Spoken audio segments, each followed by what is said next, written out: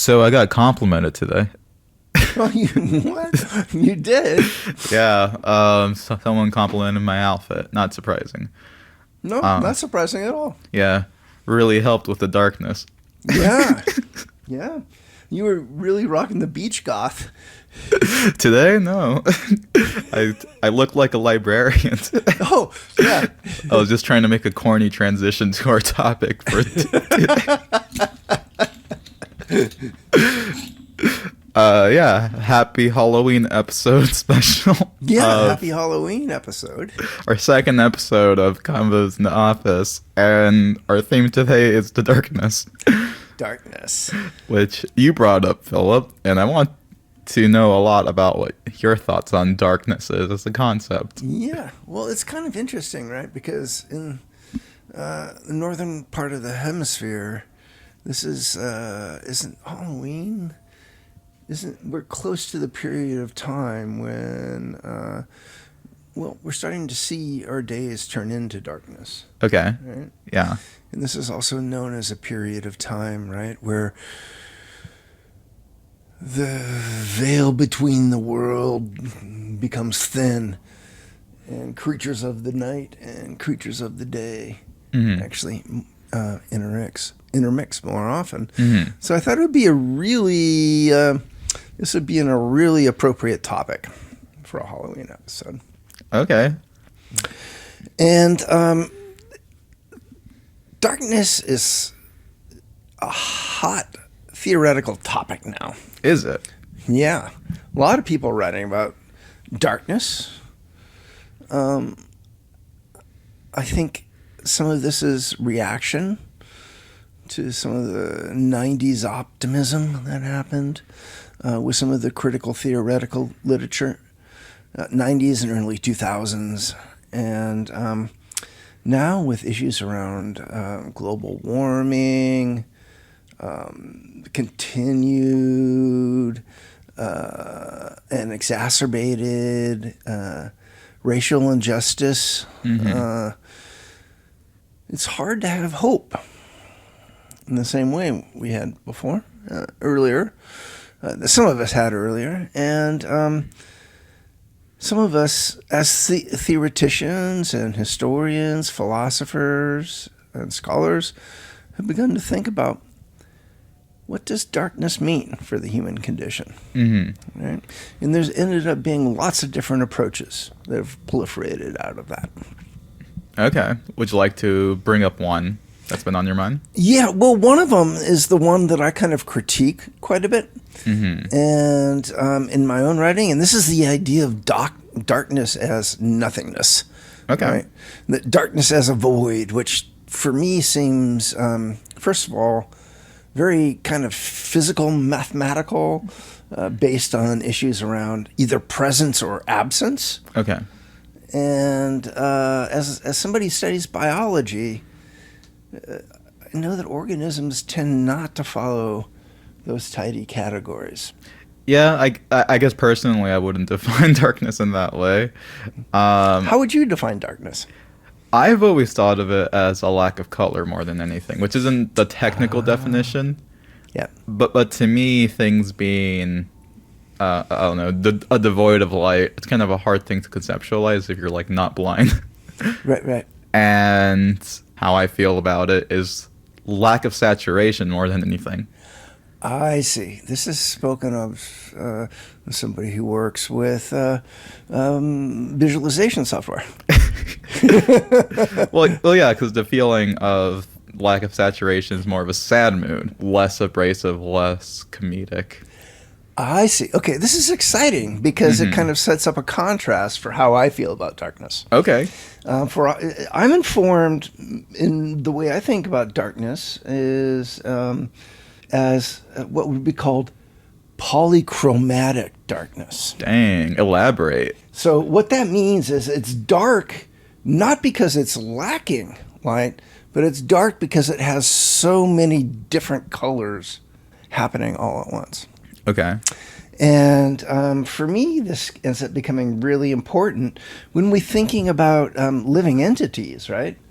Because they're not lacking they're not.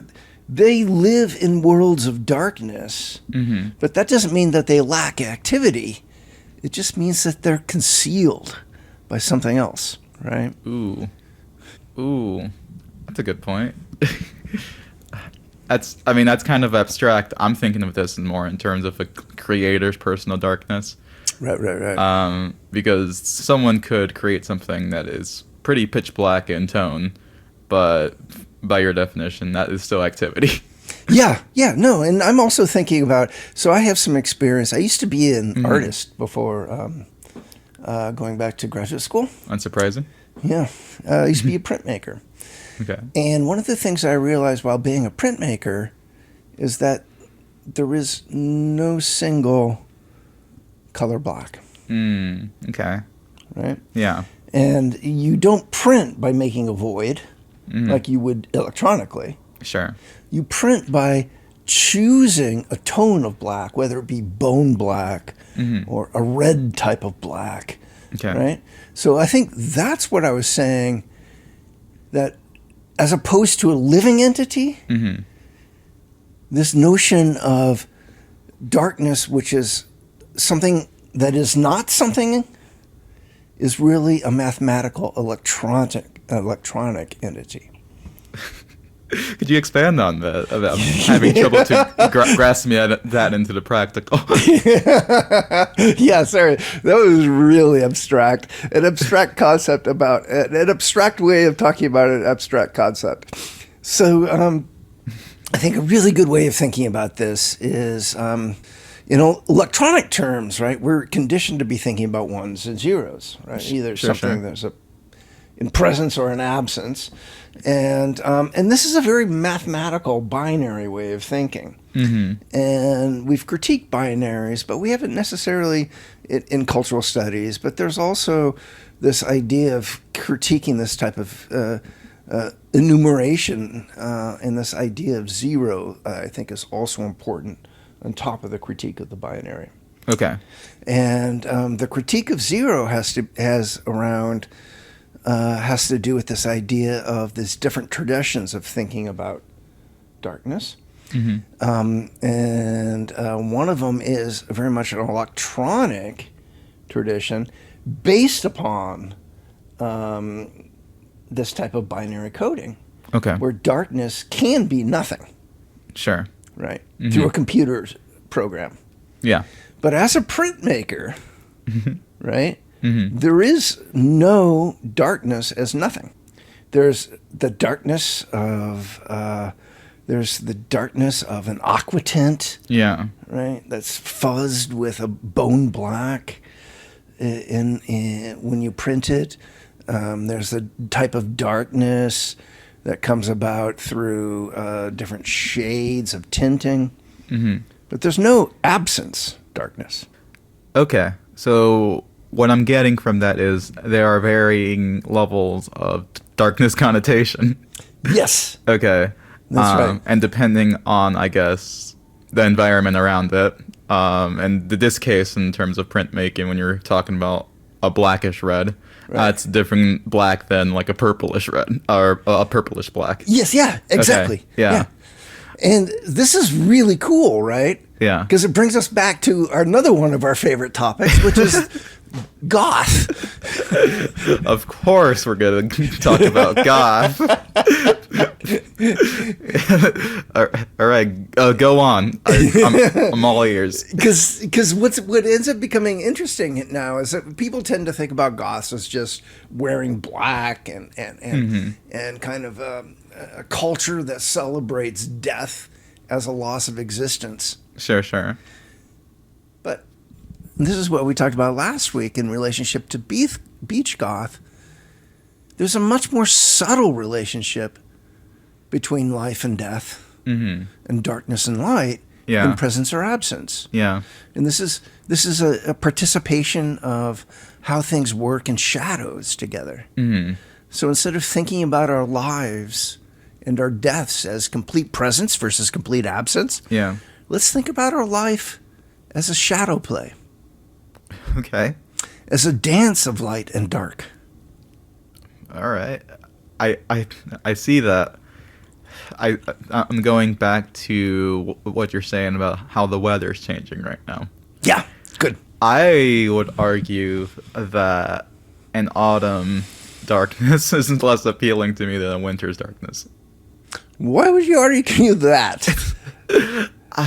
Because it comes right after a very sunny part of the year. I see. Yeah, it's such a sharp contrast, especially here in the Pacific Northwest. Yeah. Having days be so long, and then 3 hours, it goes down by 3 hours in the autumn. I was so shocked by that. I was like, it's 6:30. Last week, it went down at like 9 p.m. It happens so quickly here. Yeah. From autumn to winter, I'm going to assume that's less of a drastic change, because personally, like, the beginning of autumn has affected my mood. Yeah, okay. Well, I've got bad news for you. Well, I was here during the winter, so I experienced that. So you experienced that, okay. I did like it. I don't know. I like the winter vibe. It's a bit more monochromatic. It is monochromatic. It's very gray. It's very overcast. Yeah. And that's just during the period when we do have light. Yeah, but it's like, I don't know. I guess autumn feels like it's teasing me with joy, with I guess the changing of the leaves, which is gorgeous. Like, oh my gosh, Seattle's beautiful. But when it's like 6:30 and I can't appreciate that anymore, I'm like, well, how much is this worth it for me? Right. Yeah. That's right, because you're imagining a world where life happens in the sunlight. Yes, that's a great way to put it. Yeah. What happens if we imagine a world where life really happens in the darkness?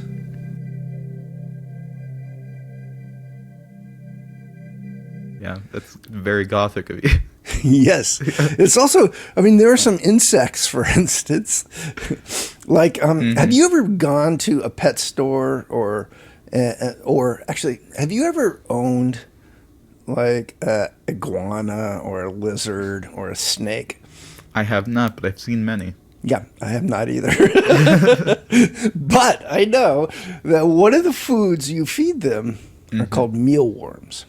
Okay. You can go to the pet store, you can pick up some mealworms, and they're these living squiggly things. Sure. And they're also high in protein, and they're also eaten by humans in some parts of the world because they actually convert inedible things to edible protein. Mm-hmm. Now, the mealworm that we see in the light of day is this little larva, and it's a brief part of their life. But the world that the mealworm has at night, it's a friggin' party. Yeah. They're rooting around in the dark.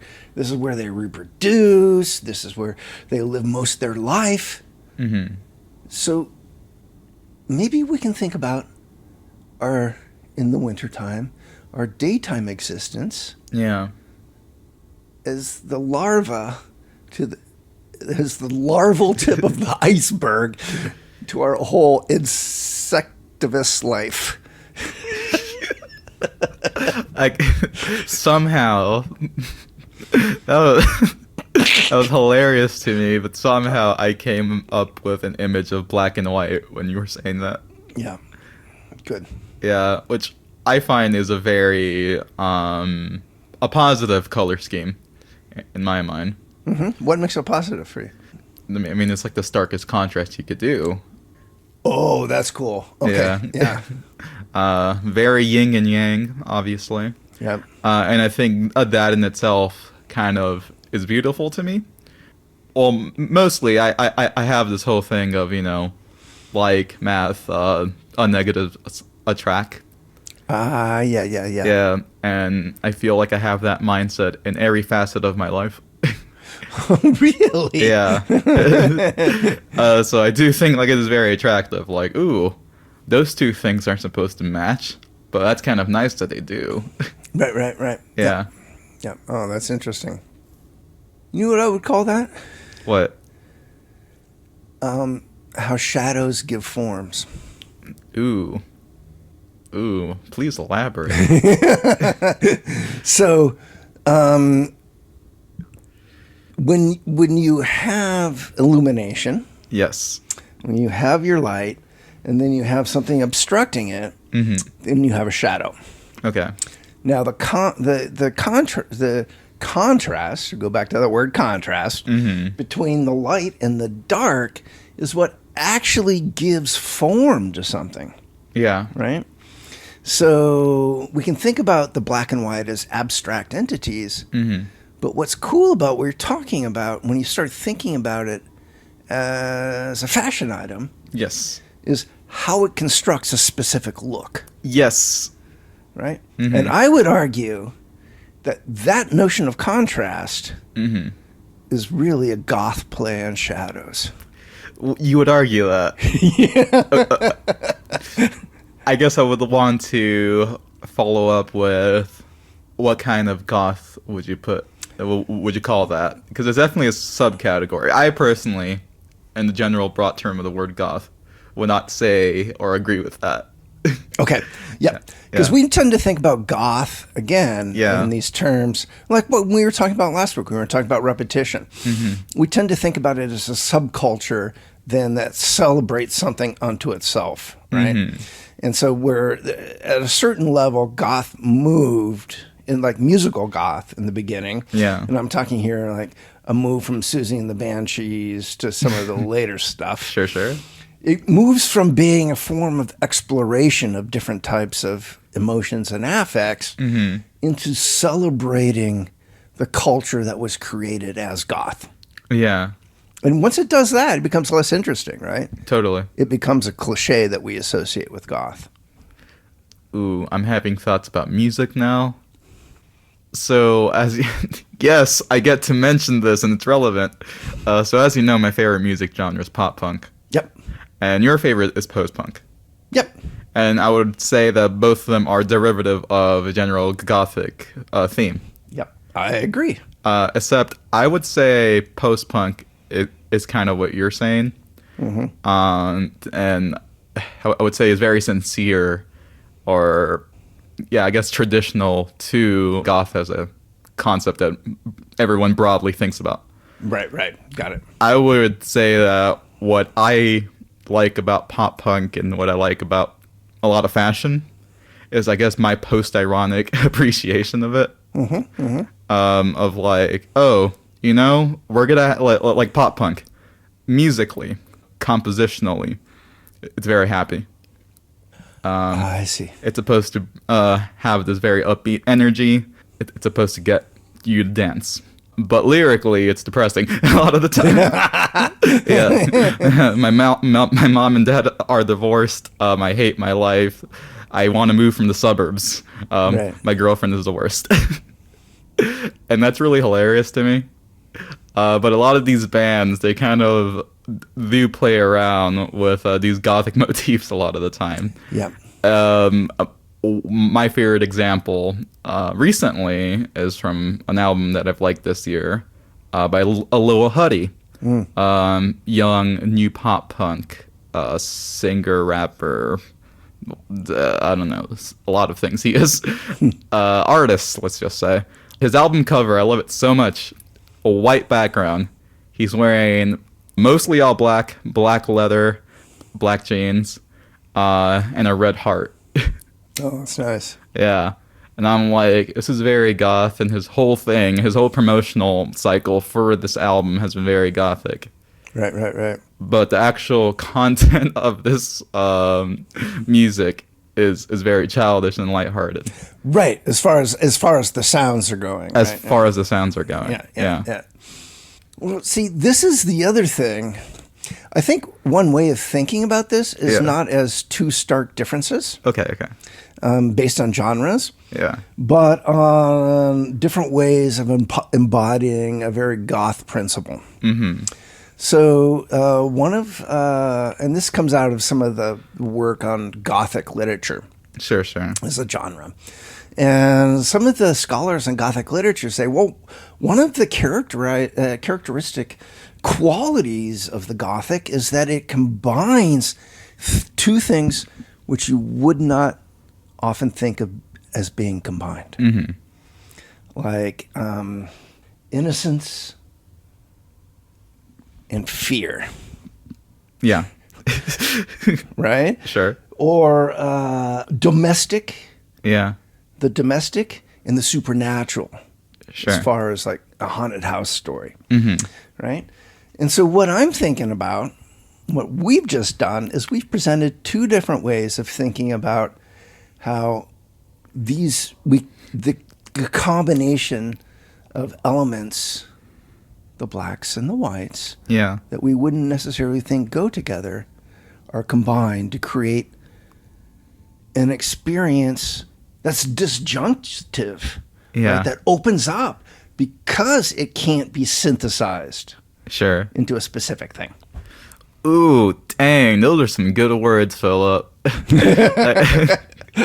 I immediately, as you were talking, the term dark comedy came to me. Absolutely. Which I feel also has kind of a similar thing to pop punk, in which it has an obsession with suburbia, American suburbia in particular, which I would say goes hand in hand with what you're saying. The suburbs are kind of traditionally known to be like a safe space to live for a lot of people. Right. But there is kind of like this contrast of like, but all these kids hate it. Yes, exactly. Yeah. Yep. And that in itself is appealing to a lot of people, which is why a lot of dark comedy kind of focuses on the suburbs. Yep. Immediately it comes to my mind, director Todd Solondz, he built a whole career on that. Yeah. Yeah. Harmony Korine Yeah, absolutely. makes disgusting movies about crappy people in the suburbs. Yep. Yeah. Oh, that's fascinating. It's what you just said is gonna give me a whole new appreciation for those movies now. Okay, yeah. I mean, because there's it's been called like a semiotics of instability because of the way that these two operate in the goth genre. Mm-hmm. And it creates a sense of not of fear as fear of the unknown, Mm-hmm. but the fear of not being able to place something in a specific time and place, not where things aren't where they're supposed to be. These moments when you get a peek of a world that isn't quite in sync with the world that you know, that's a call for you to become an explorer of the goth. I guess this shared experience of misery in itself is kind of nice. Yes. No, okay, that's good. Yeah, this goes back to the welcoming we were talking about before. A goth journey, despite what people think. Okay. Right, as goth being because it's a form of alienation, right? Yeah. A goth journey can never be done alone.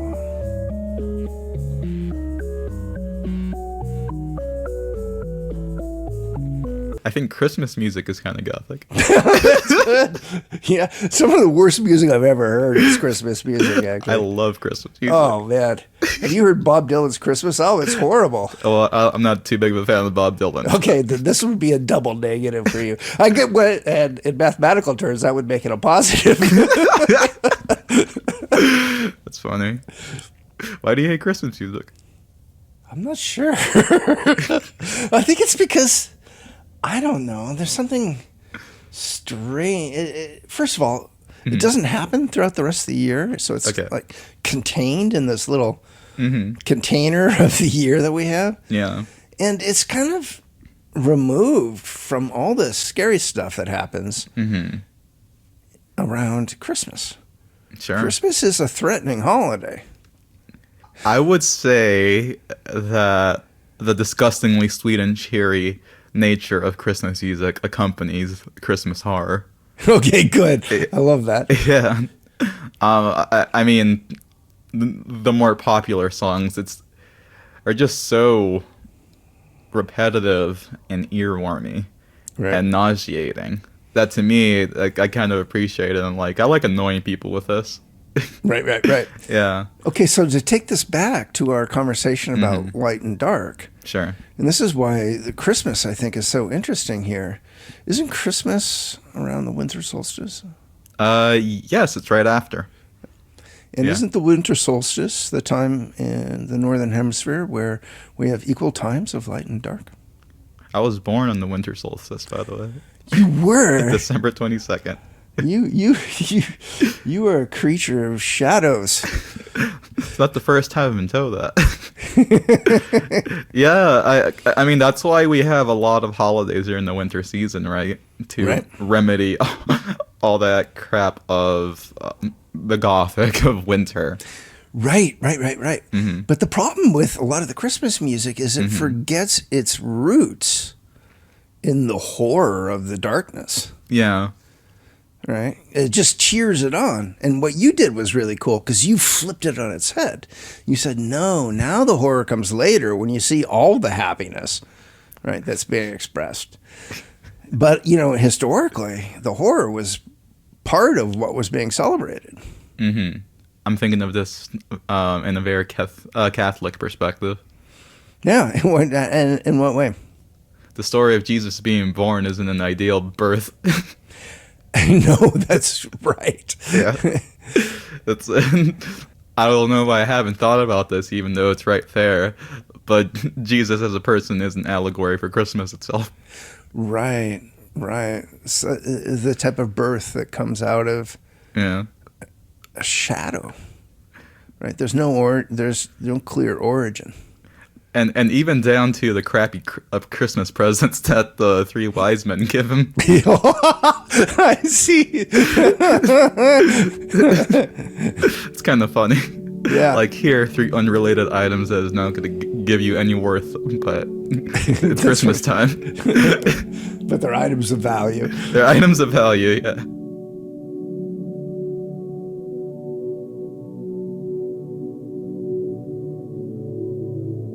I have one last topic. Okay. We got to keep mentioning music. This is somewhat a music podcast by proxy of our interests. Yes. An album that you would say encompasses your ideal gothic. Okay. It's not really an album. It's going to be a movement. Okay. And because it's not going to be what most people would, particularly with how our references earlier to the post-punk and the goth. So people are going to think, okay, he's going to pick post-punk goth. Okay. And I'm not. I'm going to surprise you. I'm waiting. Edge of my seat right here. I'm going to pick something I think is a lot more contemporary. Okay. And that is, there is a rejuvenated goth scene right now. Mm-hmm. But I'm not going to pick that either. What I'm going to pick is some of the dark folk music that's out. Oh, I agree with that. Yeah, because there's this blossoming of folk music that's starting to incorporate some of the horror behind traditional folk music and folk images. Yeah, but with drones based on some of the folk instruments. Okay, so you get the really interesting timbres, and for people who are singing songs within it, you get expressions of frustrations and political inequities. But within, that's kind of just rejuvenated the folk movement, I think, in a lot of interesting ways. Oh, yeah. Folk is an interesting genre to me. I feel like, personally, it's probably the best genre, just because it's so broad, and there's a lot that goes into it. What I thought you were going into, that's a very intriguing look at folk music. I was more thinking of folk punk or Midwest emo. I see. Give me some examples of that, or describe some of its qualities that you like. The vocal delivery is definitely supposed to put off a certain subset of the entire demographic of music listeners. Just a very wailing, just like, let's see if I could try to imitate it on air right here. Okay, good. Well, it's like people talking from like their throat, like this. I hate my life so much. Yeah. You know, something like that. And that's really appealing to me because I like having my ears bleed.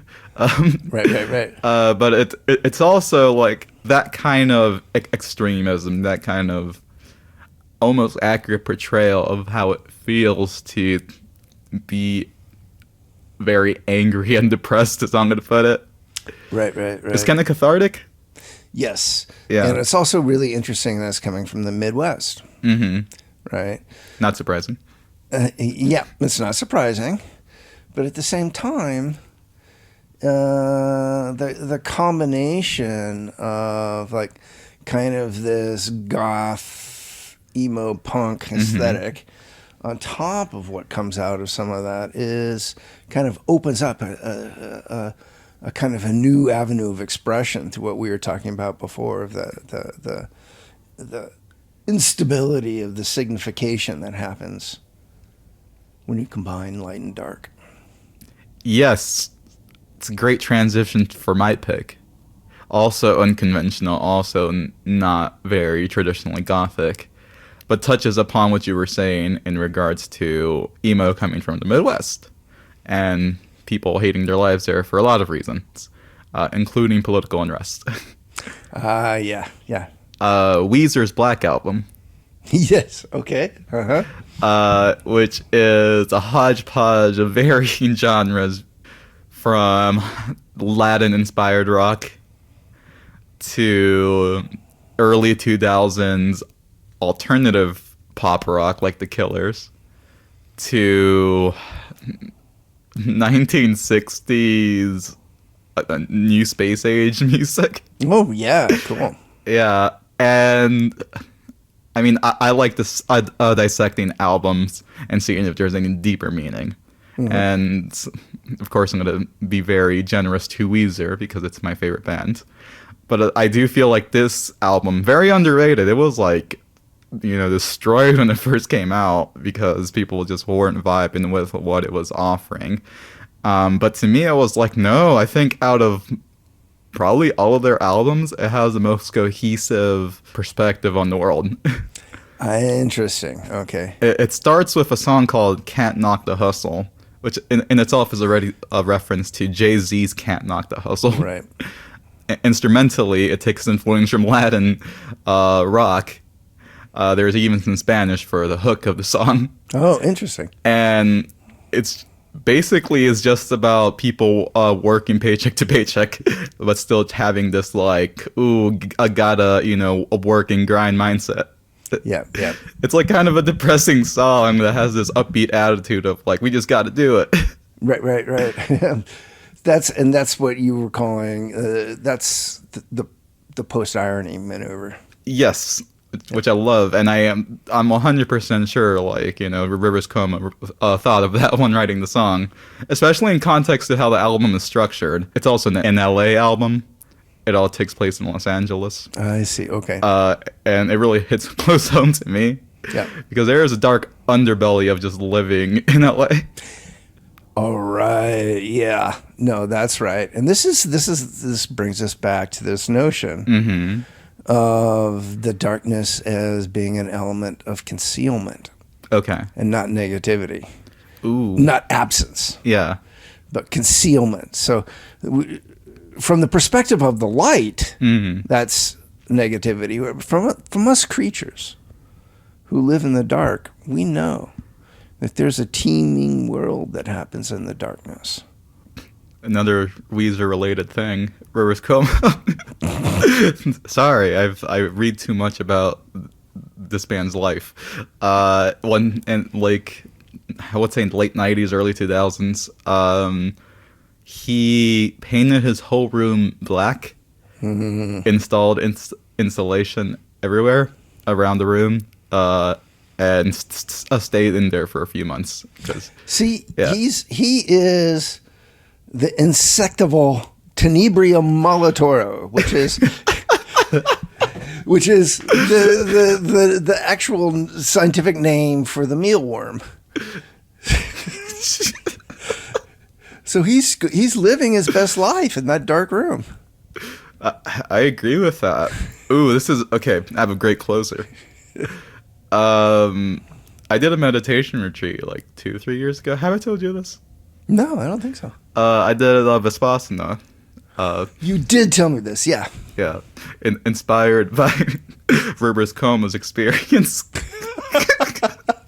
Okay, now that is okay. Lennon, that is so goth. I know it. I just realized that as I was saying it. Yes, somehow I replied with everything you were saying. I replied with something Weezer related. Thought that was hilarious. Anyways, the conditions of what I had to do was I couldn't talk to anyone the whole time. We only ate 3 meals a day. Whenever they told us to. If you already did it, it's only 2 meals a day. You can't touch anybody. You can't look at anybody.